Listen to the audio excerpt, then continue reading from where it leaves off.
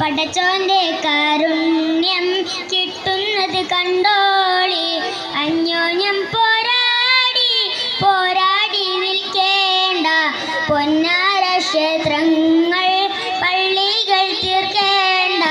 പടപ്പെ പടപ്പോടെ തിരുഷത്തിൽ നിന്നോളി.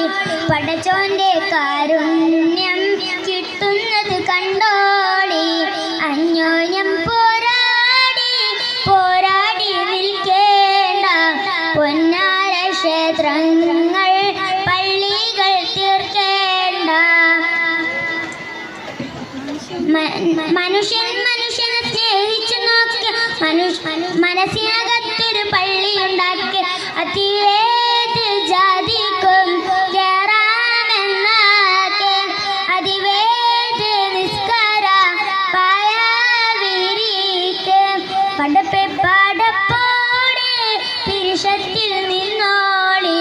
പടച്ചോന്റെ കാരുണ്യം